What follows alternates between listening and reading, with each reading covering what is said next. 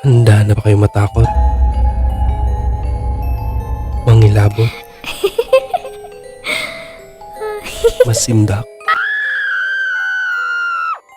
Ako si Kap Carla. Samahan niyo ako sa nakakatakot na horror experience ng mga letter sender natin. Ito ang Dear Kap Carla Tagalog Horror Stories.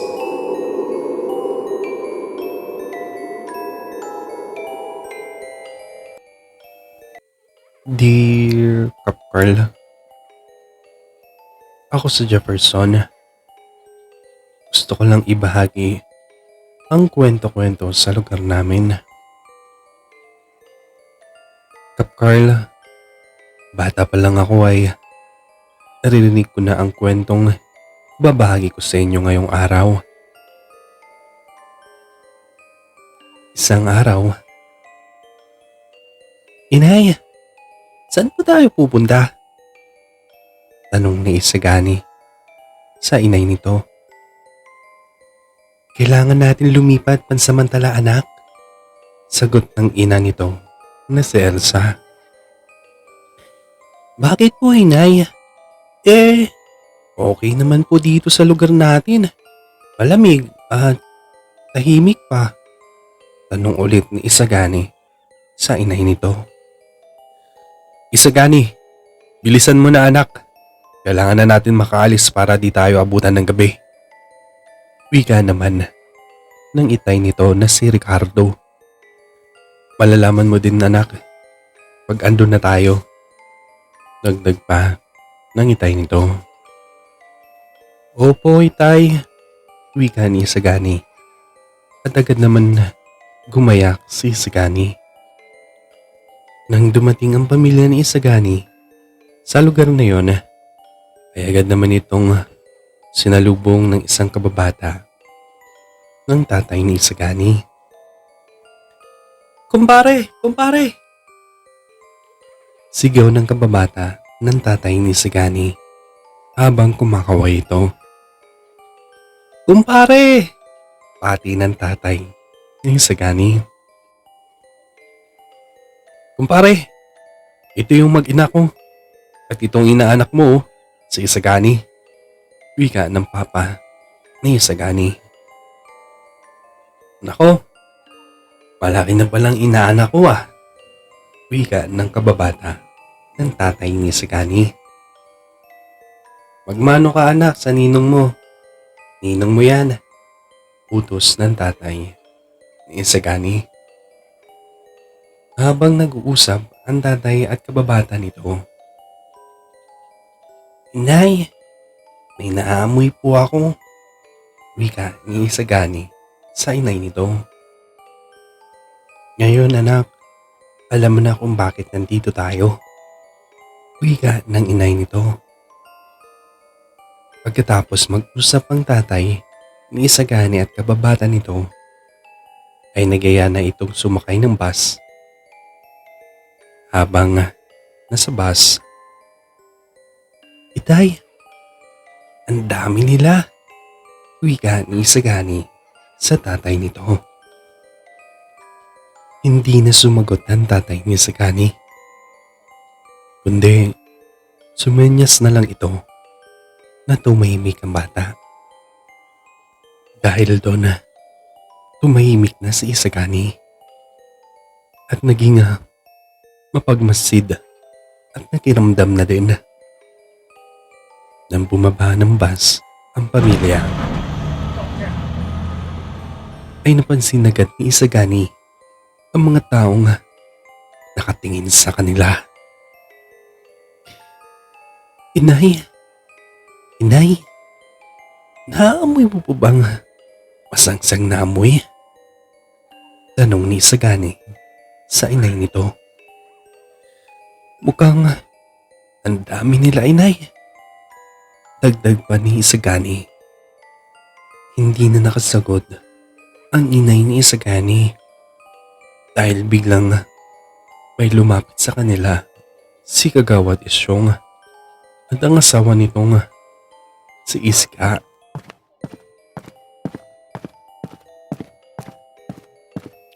Kagawad, magandang hapon. Wika ng kababata ng tatay ni Isagani. Mukhang may bisita ka, Elvin ah. Wika ng kagawad na si Isyong. Nga pala kagawad, si Ricardo pala, kababata ko sa Benguet. At ito naman ang asawa niya si Lisa. At ito naman yung inaanak kong si Isagani. Makikilala ng kababata ng tatay ni Isagani. Kumare, ito pala si Kagawad Isyong at asawa niyang si Iska. Makikilala ng kababata ng tatay ni Isagani. Magandang hapon kagawad. Wika ng tatay ni Isagani at nagipagkamay ito. Magandang hapon din. Tamang-tama. Malapit ng kapistahan ng bayan namin. Sana mag-enjoy kayo dito. Wika ng kagawad. Tamang-tama palang bakasyon namin dito. Kagawad. Wika ni Ricardo. Kailan ang piyesta dito kagawad? Tanong ni Ricardo. Sa susunod na buwan. Sagot ng kagawad. At nagkatinginan na lang si Ricardo at Elvin.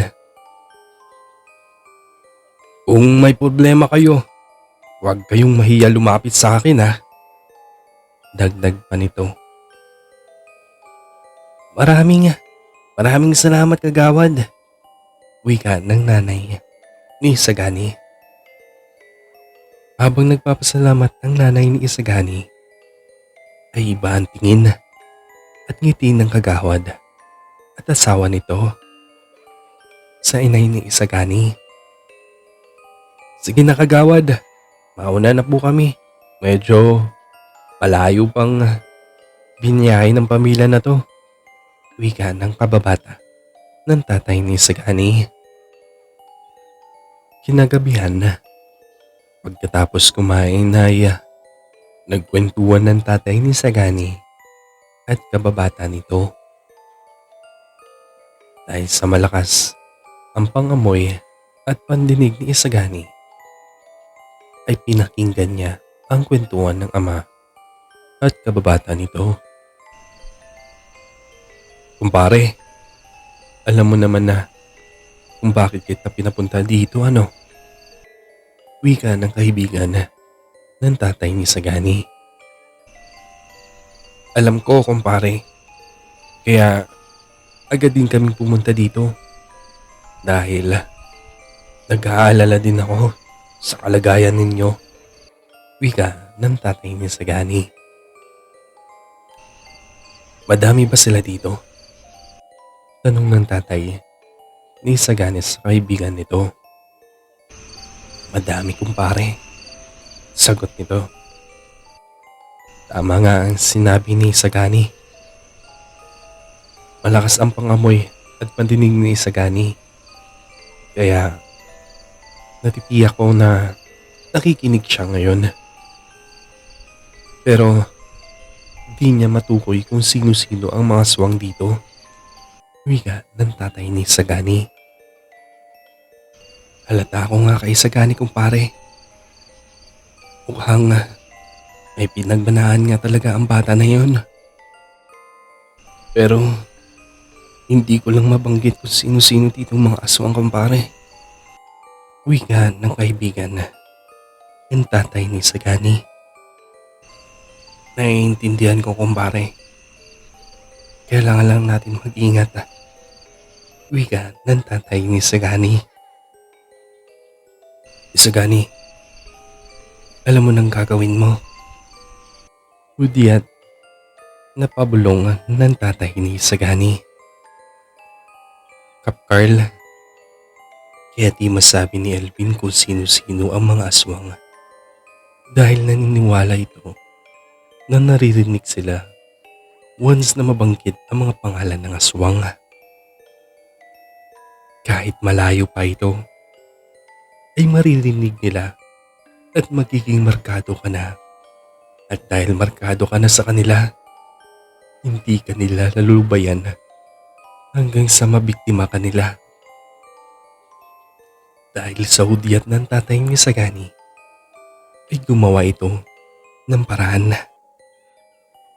Kinaumagahan, habang naglalaro si Sagani, ay may batang kasing edad niya din ang lumapit. "Hoy, bago ka dito ah," wika ng bata. "Ha? Oo, kahapon lang kami dumating dito. Ako nga pala si Sagani." Pakilala nito. "Ako naman si Ronron. Ilang taon ka na?" Tanong nito kay Sagani. "Ah, 13 na ako eh. Ikaw?" Tanong din ni Sagani kay Ronron. 13 din," sagot nito. "Magkasing edad lang pala tayo. Asan mga magulang mo?" Tanong ni Sagani kay Ronron. "Nandun sa barangay si Papa. At si Mama naman nasa bahay. Naglalaba," sagot ni Ronron. "Ba't ka nag-iisa? Asan mga kaibigan mo?" Tanong ulit ni Sagani kay Ronron. "Ayaw nila akong kalaro eh. Ewan ko kung bakit. Pero okay lang," sagot ni Ronron. "Nagbabakasyon ba kayo dito? O dito na kayo titira?" Tanong ni Ronron kay Sagani. "Nagbabakasyon lang kami dito. Baka uwi din kami next month," sagot ni Sagani. "Tara, laro tayo," yaya ni Sagani kay Ronron. Habang naglalaro ang dalawa,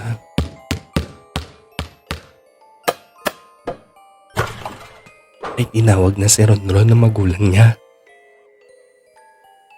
"Sige, Sagani. Sa susunod ulit ah. Tinatawag na ako ni Mamay. Simula ngayon, magkaibigan na tayo. At buti naman, may kaibigan na ako ngayon. Alam mo ba, may sikretong lagusan dito. Pero, huwag ka mag-alala. Dadalhin kita doon sa sikretong lagusan na bawal yung bata."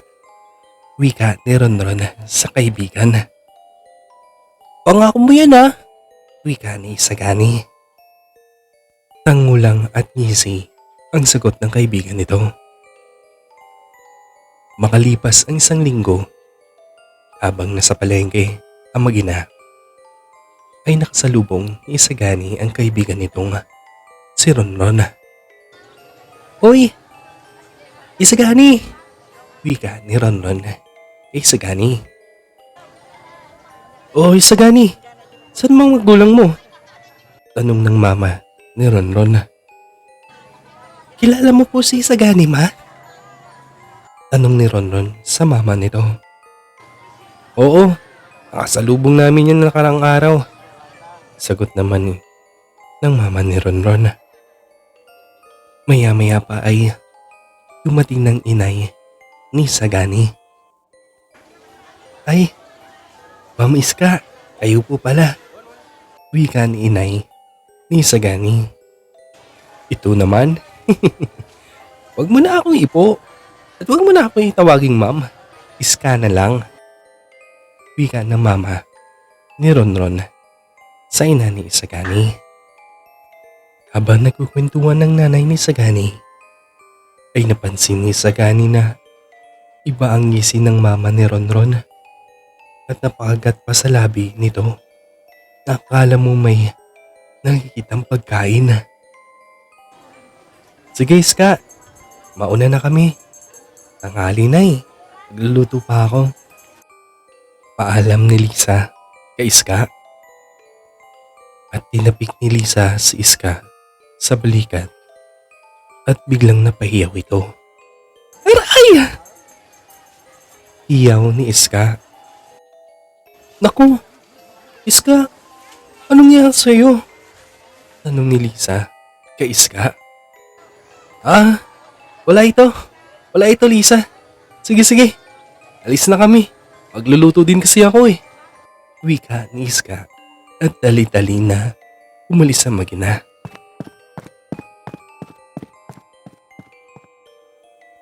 At nagkatinginan ang mag-inang at umalis na din sa palengke. Pauwi ng bahay. Makalipas ang ilang araw, habang naglalakad si Ricardo, ay nakasalubong niya si Kagawad Isyong. At agad naman silang nagbatian.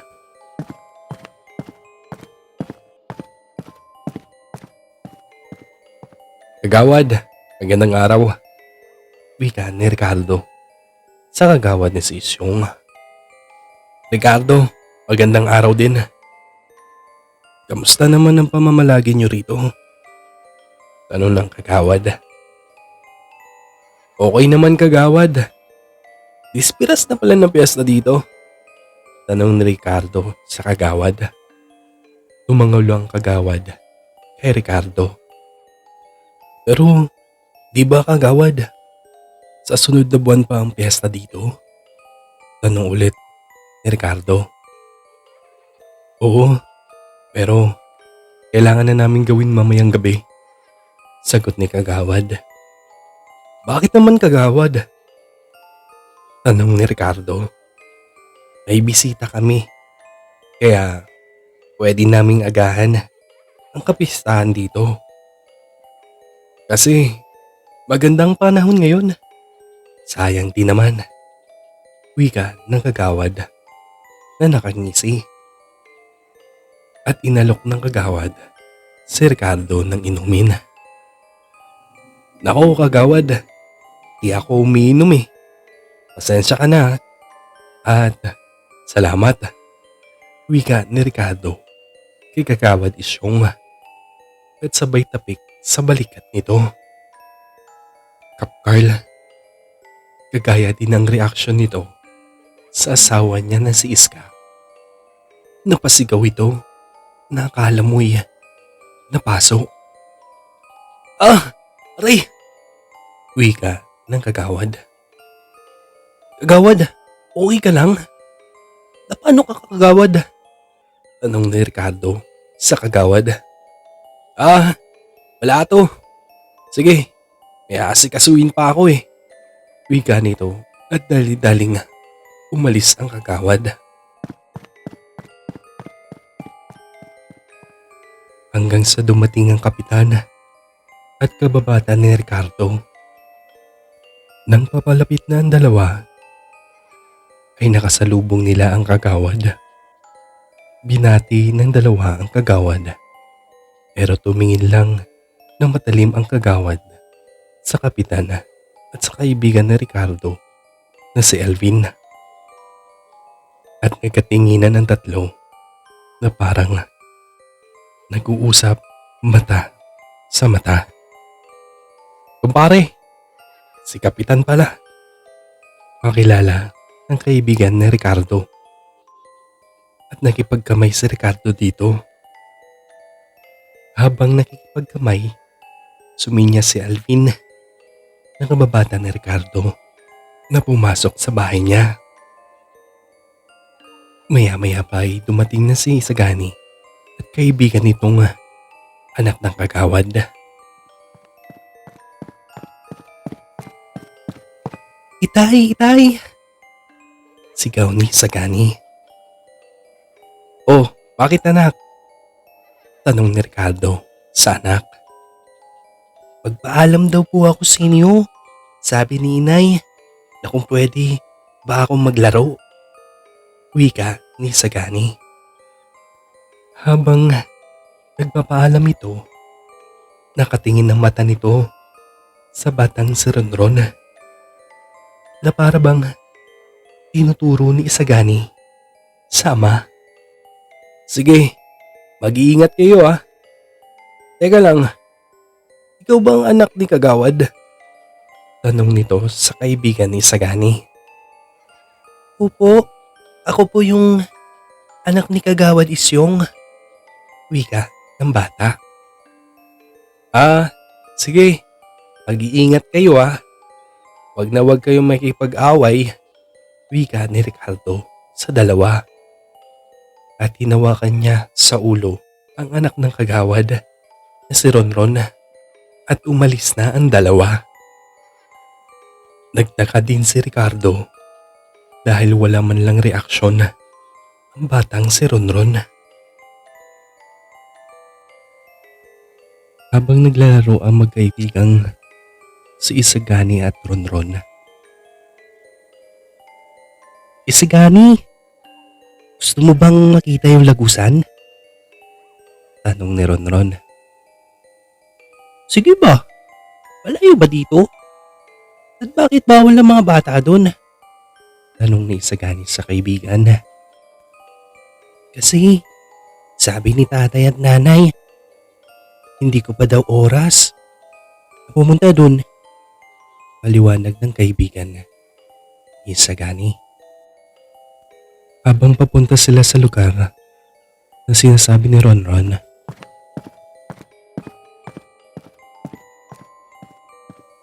Isagani, wag na wag kang mag-iingay dito ha.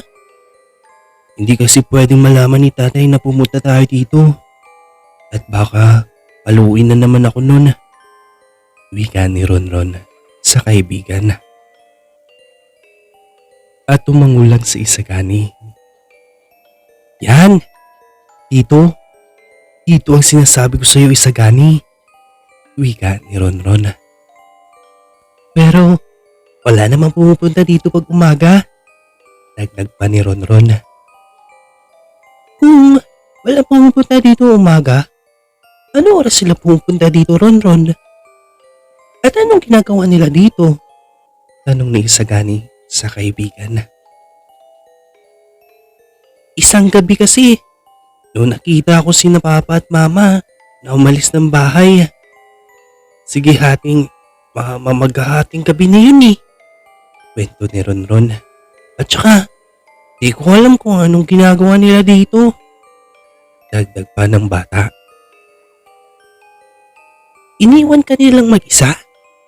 Tanong ni Isagani. Oo eh. Kala siguro nila tulog na ako. Sundan ko sana baka mahuli ako ni Papa at mapalo na naman ako eh. Wika ni Ronron. Ron, gusto mo bang mamayang gabi sundan natin sina Papa at Mama mo? Para malaman natin kung anong ginagawa nila dito. Wika ni Isagani sa kaibigan. Natatakot ako eh. Baka mahuli tayo. Sagot ni Ronron. Sige, ako na lang.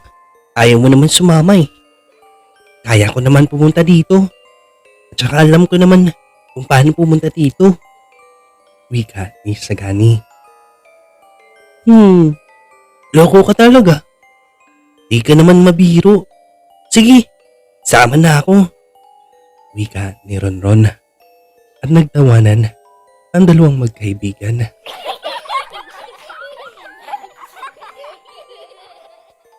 Kinagabihan, nagkunwaring tulog si Ronron hanggang sa umalis na ang mga magulang nito.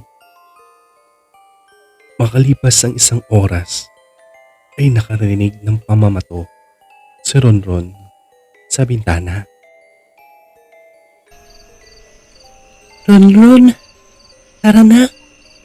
Pablong nayaya ni Isagani.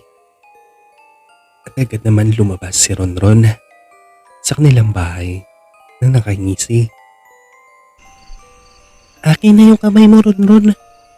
Wika ni Isagani sa kaibigan.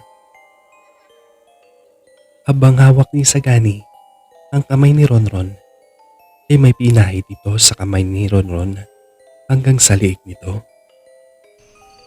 Ano ito, Isagani? Tanong ni Ronron sa kaibigan. Basta, ito ang kwintas na cross. Pag mong wawalain ha. Pag hinabol ka ng kung anumang nilalang, suotin mo lang to. Wika ni Isagani. Di na nang tanong si Ronron at tumango na lang ang bata. Pagkatapos lagyan ni Isagani si Ronron nang kung ano man yun, ay agad naman itong nagugas ng kamay. Nang nasa pwesto na sila at namamasid, napansin ni Ronron at Isagani ang hawak-hawak ng papa ni Ronron na parang isang maliit na tapayan. Habang pinapalibutan ito ng mga nakahubad, as in Kap Carl, ubod-ubad silang lahat. Ronron, ganito palang ginagawa nila dito? Pablong ni Isagani. Dahil sa hindi makapaniwala si Ronron sa nakikita nito, ay di na nakasagot si Ronron kay Isagani. Maya-maya pa ay ininom na ng papa ni Ronron ang nasa loob ng tapayan. Habang tumatagas sa bibig nito ang iniinom hanggang sa dibdib nito. Ha? Dugo? Dugo ang iniinom ni Papa? Bulong ni Ronron habang nandidiri at kinikilabutan ito. Tama nga ang hinala namin. Bulong ni Isagani. Ha? Hinala? Anong ibig mo sabihin, Isagani? Tanong ni Ronron. Wala. Sagot ni Isagani. Pagkatapos inumin ng papa ni Ronron ang dugo, ay pinainom din ito ang mga kasamahan na akala mo'y uhaw na uhaw. Hanggang sa umiba ang mga anyo nito.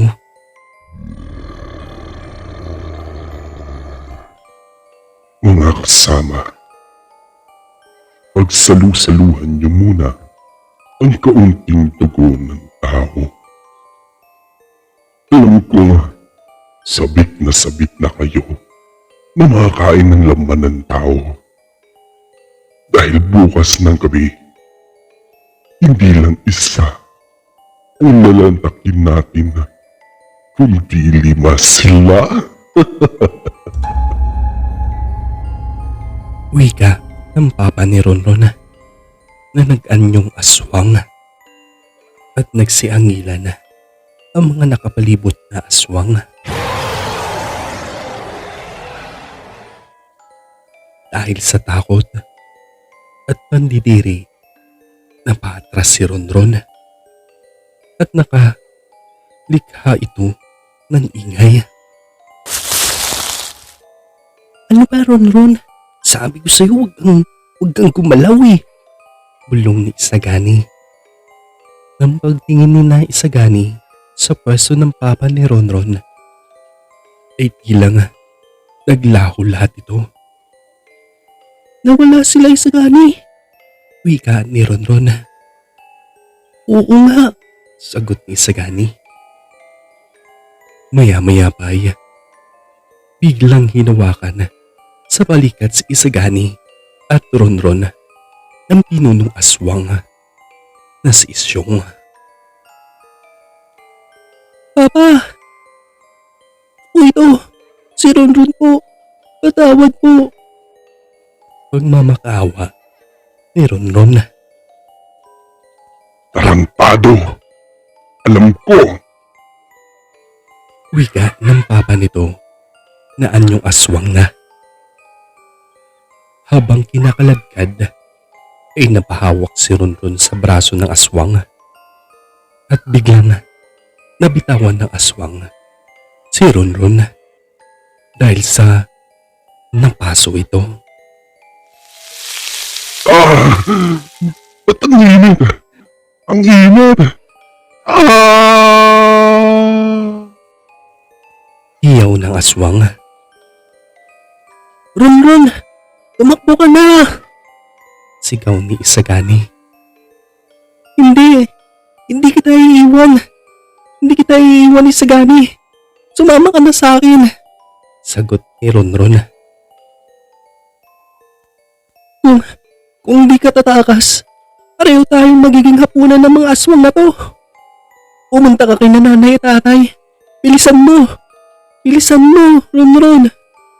Utos ni Isagani.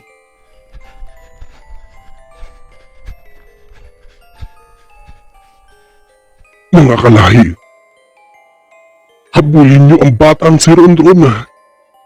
Bilisan niyo! Sigaw ng papa ni Ronron. Habang tumatakas si Ronron, ay madami ding humahabol sa kanya. May lumilipad na mukhang paniki. May mga patalon-talon na mukhang palaka. At may mga tumatalon-talon din sa mga puno na mukhang unggoy. Dahil sa naalala ni Ronron ang ibinigay ni Isagani na kwintas, isinuot niya ito. At para bang biglang nagsaiwasan ang mga humahabol dito. Nang papalapit na sa bahay ni na Isagani si Ronron. Mang Ricardo! Mang Ricardo! Iyaw ni Ronron. Hindi na nagtanong ang mag-asawa kung ano nangyari. Pagkos, ito ay pinapasok agad nila ang bata si Ronron sa bahay nila. Habang nasa loob ng bahay, ay agad naman sininyasan ni Ricardo si Ronron na tumahimik. Maya-maya pa ay may kumatok sa bahay nila Ricardo.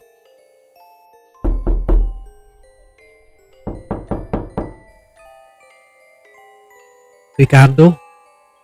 Lisa? Nandyan ba yung anak ko? Wika ng nanay ni Ronron. Oo, nandito. Matapang na sagot ni Lisa. Anak, tara na. Dito na si nanay. Uwi na tayo. Yaya na nanay ni Ronron. At lumabas sina Lisa at Ricardo at ang batang si Ronron. Sige, kunin mo ang anak mo. Utos ni Lisa sa nanay ni Ronron. Oh, bakit ayaw mo kunin ang anak mo? Wika ni Lisa sa nanay ni Ronron. Kapal, kaya pala hindi makuha-kuha, malapitan man lang si Ronron ng nanay nito. Dahil suot-suot pa din ni Ronron ang medalyon na binigay ni Sagani. Anak, ubarin mo na yung medalyon mo. Balik mo na yan sa kanila at umuwi na tayo. Utos ng nanay ni Ronron. Dahil sa di sumasagot si Ronron at nakatago lang ito sa likod ni Lisa at Ricardo, nag-iba ang anyo ng nanay ni Ronron. Sobrang galit nito.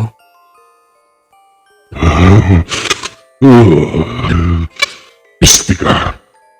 Pisti kang bata ka. Ang tagal-tagal ka namin inalagaan. Mapupunta lang sa wala. Mapupunta lang sa wala ang mga plano namin. Wika na nanay ni Ronron. Plano? Anong plano, inay? Gagawin mo din akong tulad ninyo? Tanong ni Ronron sa inay nito. Uy, hindi kita anak. Isa ka lang sa mga bagay na dapat naming ialay para sa lahat ng lahi namin. Wika ni Elsa na anyong aswang. Sana, pinatay ka na lang din namin. Katulad ng mga magulang mong mahihina. Dagdag pa ni Iska. Dahil sa narinig ni Ronron, ay napaiyak na lang ito.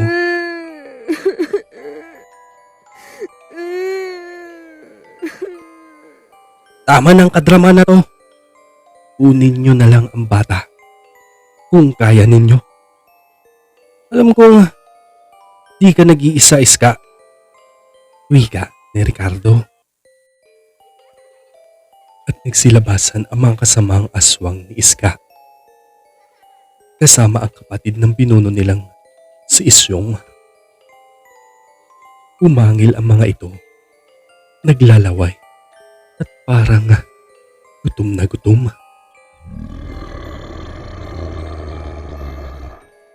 Hindi lang si Ronron ang kukunin namin, Lisa. Pati yung batang nasa sinapupunan mo.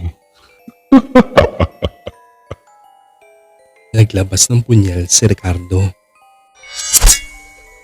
At naglabas naman si Lisa ng buntot pagi. Sugurin sila! Sigaw ni Iska sa mga kasamang aswang. At sumugod ang tatlong aswang. Dahil sa pagsugod nila ay punyal at buntot pagi ang nasalo nila. Dahilan ng pagkasawi ng tatlong aswang. Ano? Yun na yun? Wika ni Lisa. Iska, ba't parang ang lakas nila? Wika ng kapatid ni Isyong na leader ng mga aswang. Ang asawa ko lang naman, ang anak ng manunugis na kinakatakutan ninyo. Wika ni Ricardo. Simyong, Bulong ni Iska. Kap Carl, si Mang Simeon ay isang kinakatakutan ng mga aswang dati. Namatay si Mang Simeon di dahil sa pinatay ito ng mga aswang, kundi dahil sa katandaan nito. Tama. Tama ka, Iska. Si Lisa ay anak ni Tate Simyong. At ang batang hawak ng asawa mo ay apo ni Tatay Simyong. Ang nag-iisang apo niya na nakuha lahat ng kakayanan ng lolo niya. Kaya isa lang masasabi ko, delikadong asawa mo sa anak namin. Wika ni Ricardo kay Iska habang nakangiti ito. At nagsiangilan ang mga aswang.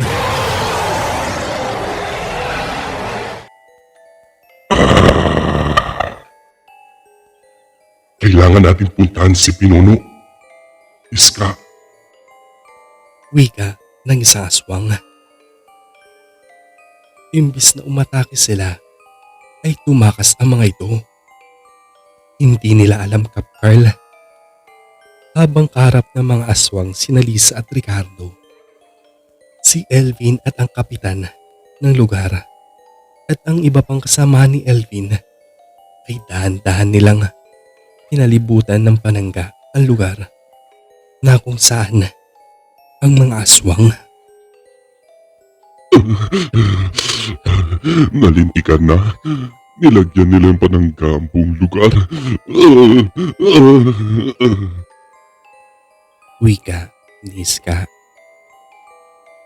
Dahil pinilit ng ibang aswang na makalusot sa mga panangga, ay naging abo ang mga ito.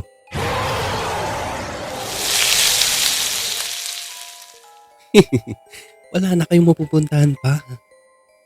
Wika ni Lisa sa mga aswang. At isa-isa silang sumugod sa magsawa.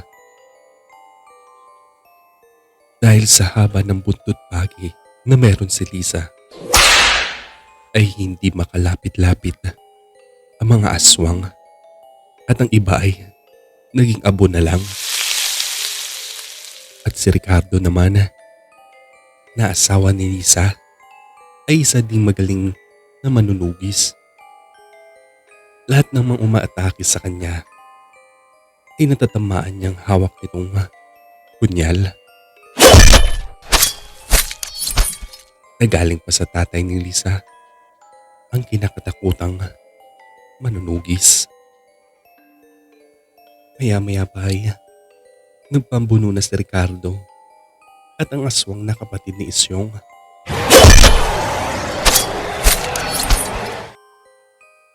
Habang naglalabanan, dahil sa bilis ng aswang, nakalaban ni Ricardo ay nakalmot si Ricardo sa likod at balikat nito.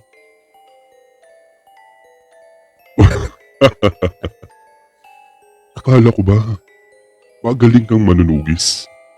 Ah,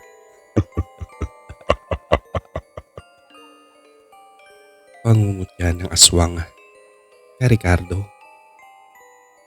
Ngumisi lang si Ricardo at may binuhos ito sa sarili na banal na tubig.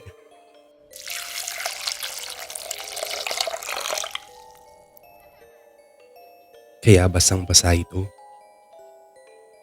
Nang sumugod ulit ang aswang, ay napaso ito sa tubig na nasa katawan ni Ricardo.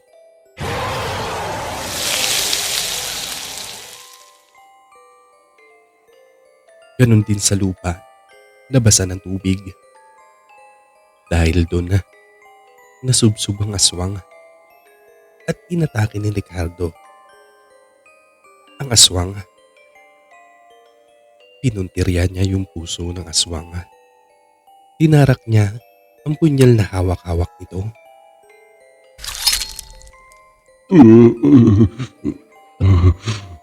May araw din kayo.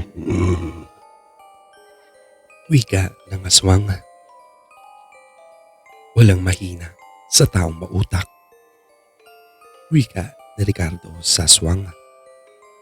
At diniin niya ang punyal na hawak nito. Hanggang sa naging abo na lang ang aswang. Bayaw! Sigaw ni Iska. Nang akmang susugurin ni Iska si Ricardo, ay agad naman itong hinarang ni Lisa. Nagpakawala ng kampas ng buntot pagi si Lisa at natamaan si Iska sa balikat, hita at mukha nito. At sinugod na nga ni Lisa si Iska.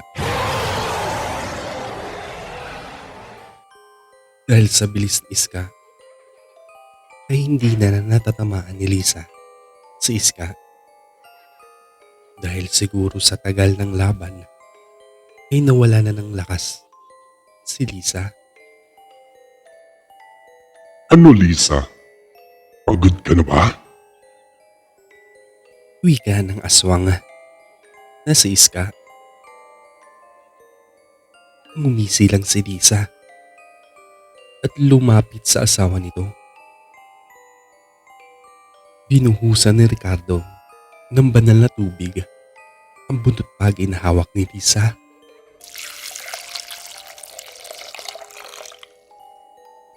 At nilagay ni Lisa sa buhangin, kaya namuod din ito. Nang sumugod si Iska kay Lisa, nagpakawala ito ng hampas ng buntot pagi. Di man natatamaan si Iska, pero dahil sa buhangin na namuo sa buntot pagi, ay tumatalsik kay Iska. Kaya napapaso din ito. Dahilan na mabawasan ang bilis ng aswang. Dahil sa naibsan ang bilis ni Iska, napaluputan ni Lisa ng buntot pagi si Iska. Nalinti ka na. Pisti ka, Lisa. Hiyaw ni Iska. Habang bihag ni Lisa si Iska, ay biglang lumapit si Ronron rito. Dahil sa galit ng bata, Binuhusan ni Ronron ang aswang na si Iska. Binuhusan niya ng banal na tubig at unti-unti itong naging abo, Kap Carl. Ron, wag! Wag mawa kay mama! Hiyaw ni Iska. Ganti ko to para sa mga totoo kong mga magulang na pinaslang ninyo. Wika ng batang si Ronron na galit na galit. Kumpare, yung anak nyo, kailangan natin puntahan na. Wika ni Elvin sa mag-asawa. Wag, wika ni Ricardo. Bakit naman kumpare? Tanong ni Elvin. Mag-antay lang tayo dito. May sariling diskarte si Sagani. Sagot ni Ricardo. Habang bihag ni Isyong ang batang si Sagani. Kunting oras na lang. Ay, pagsasama na kayo ng mama at papa mo. Lalo na yung kaibigan mong si Ronron. Wika ng aswang na si Isyong. Baka sa oras na ito ay wala na mga kasamahan mo. Wika ni Sagani. At sinugod ng aswang ang bata at sinakal. Habang sakal-sakal ng aswang na si Isyong ang batang si Sagani. Kami ang malalakas sa lahat ng lahing aswang. Wika ng aswang na si Isyong. Ngumisi lang si Isagani at kitang-kita sa mga mata ng bata na walang takot.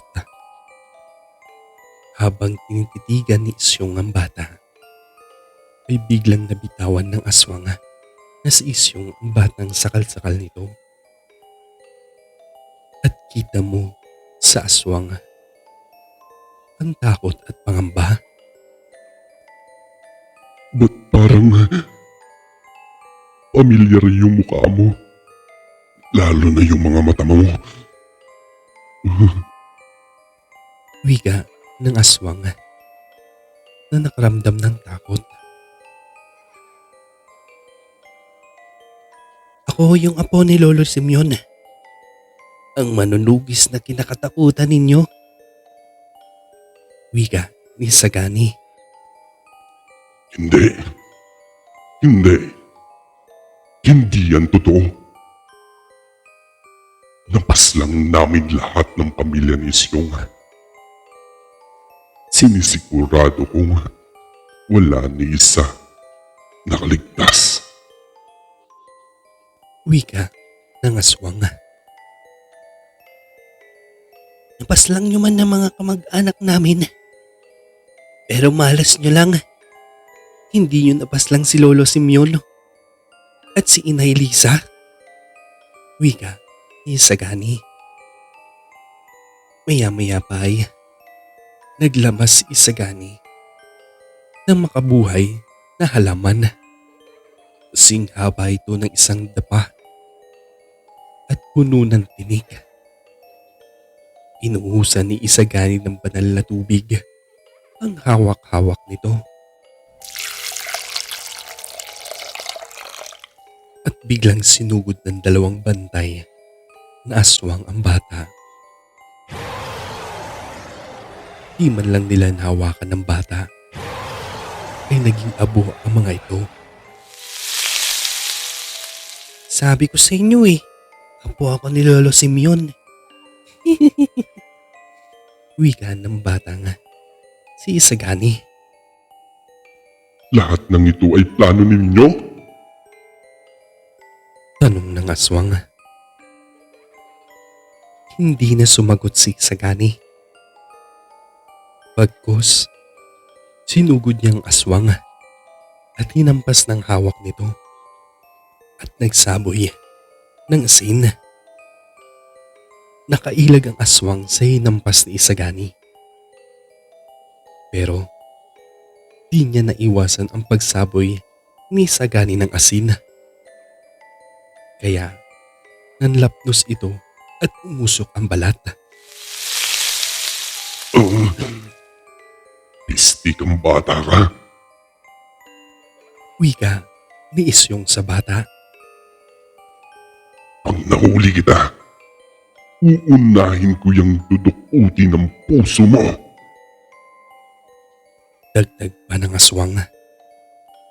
Maya-maya pa ay biglang may sumigaw. Isagani! Isagani! Husis ng batang lalaki. Ronron! Bakit ka pumunta dito? Anong ng kaibigan na si Isagani? Anak, Wika ni Isyong. Hindi kita papa! Hiyaw ni Ronron. Umangil ang aswang at sinugod ng aswang si Ronron. Habang papalapit ng aswang kay Ronron, ay agad naman tinungga ng bata ang banal na tubig at sabay bugas sa aswang. Kaya napaatras ito at hinagisa ni Ronron ng bawang na may asin ng aswang. Kaya napahiyaw sa sakit ng aswang. wala kang utang na loob, Ronron. Hiyaw ng aswang. Wala akong utang na loob sa inyo. Pagkus, kayong may utang sa akin. Sigaw ni Ronron na galit na galit. Ronron, tumakbo ka na. Ako na bahala dito. Sigaw ni Isagani. Hindi, Isagani. Kailangan kong ipaghihiganti ang mga magulang ko. Sagot ni Ronron sa kaibigan na galit na galit. Maya-maya pa ay sinugod ulit ng aswang si Ronron at hinarang ni Isagani ang katawan nito. Kaya si Isagani ang natamaan sa dibdib ng kalmot ng aswang. Isagani! Iyaw ni Ronron sa kaibigan at agad naman itong sinakal ng aswang. Huwag kang mag-alala. Magsasama na kayo ng mga magulang mo sa hugay. Wika ng aswang. Ihintayin lang natin ang pagbabalik ng inay mong si Iska. Dagdag pa nito. Ngumiti lang si Ronron. Wala nang darating dahil wala na sila. Wika ni Ronron sa aswang. Nang malaman ng aswang na nasawi ng asawa nito at kapatid, ay umangil ito sa galit ng pagkalakas-lakas. At hinagis ang batang si Ronron. Nung tumilapon si Ronron kay Isagani, ay agad naman sinugod ng aswang si Isagani. Isa ka pa. Dapat sa inyong mamatay. Sigaw ng aswang. Pagkawas-iwas ni Isagani nang hawak nitong makabuhay na halaman na may maraming tinik, ay napaluputan ng aswang. Dahil dito ay natumba ito at tumiyaw sa sobrang sakit na natamo nito. Hindi nagpatinag ang aswang. Hinila si Isagani at sinakal. At akmang dudukutin ng aswang ang puso nito, ay bigla namang sumugod si Ronron sa aswang at pinaghampas ng palaspas ang aswang. Dahil din sa galit, hindi nakaramdam ng takot si Ronron.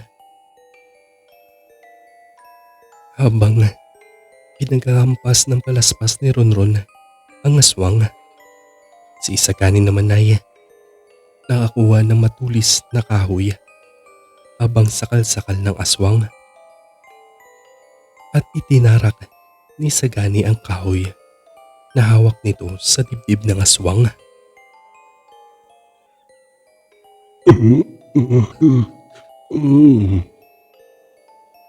Daing ng aswang at unti-unti itong nanghina at nabitawan na si Isagani. Anak, patawad. Patawad sa pananakit ko sa'yo. Mahal na mahal ka ni tatay. Wika ni Isyong na nanghihina habang nakatarak ang matulis na kahoy sa dibdib nito. Halika, Ronron. Ronron, anak ko. Tulungan mo si tatay. Pagmamakaawa pa ni Isyong kay Ronron. Lumapit naman si Ronron habang umiiyak ito. Ronron, wag! Wika ni Isagani na nanghihina na din. Nang lumapit si Ronron kay Isyong. Itay! Wika ni Ronron na umiiyak. Ronron, anak ko. Wika ni Isyong at niyakap si Ronron. Habang yakap-yakap ni Isyong si Ronron, ay nakatingin ito kay Isagani at nakangisi. Ronron! Sigaw ni Isagani. Ronron, dapat mamatay ka na. Sumama ka na dun sa mga magulang mong mahihina. Sigaw ni Isyong.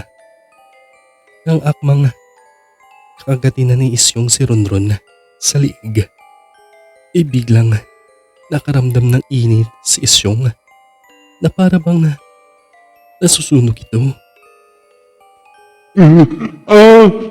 Ang init. Ang sakit. Ano to? Iyaw ni Isyong habang gumagawa ng paraan na makaalis sa yakap ng bata. Wala akong tatay na halimaw. Wala akong pamilyang aswang. Damhin mo ang higanti ng anak para sa mga magulang na pinaslang ninyo. Wika ni Ronron habang pahigpit ng pahigpit ang yakap nito kay Isyong. Kap Carl, may suot palang krus si Ronron na bigay ni Isagani bago sila pumunta kung saan nagpupulong ang mga aswang. Dahil din sa krus ay hindi makapalag si Isyong sa batang si Ronron. Hanggang sa pinuhusan ni Ronron ng banal na tubig si Isyong. Hanggang sa naging abo ito. Ilib talaga ako sa tapang mo, Ronron. Wika ni Isagani habang nakangiti ito. Umiti lang si Ronron sa kaibigan. Pero kitang-kita mo sa mata ng bata ang kalungkutan nito. Tara na, Isagani. Inaantay ka na ng tatay mo at nanay mo. Yaya nito kay Isagani. Kinabukasan, Kap Carl, nagsipuntahan sina kapitan at kagawad at mga ibang tao na nakatira doon. Nagpasalamat ang kapitan at kagawad, lalo ng mga taong nakawala sa lugar nila sa mga halimaw. Makalipas ang isang buwan, nagpasya ang pamilya ni na Isagani na umuwi na ng Benguet. At dahil sa walang pamilya si Ronron, ay napagdesisyonan ng mag-asawa na kupkupin na lang si Ronron. Hindi man nakita o nakapiling ni Ronron ang tunay na mga magulang nito, ay nakahanap naman siya ng totoong pamilyang magmamahal sa kanya. Kap Carl, ito po si Jefferson at ito ang Horror History ko.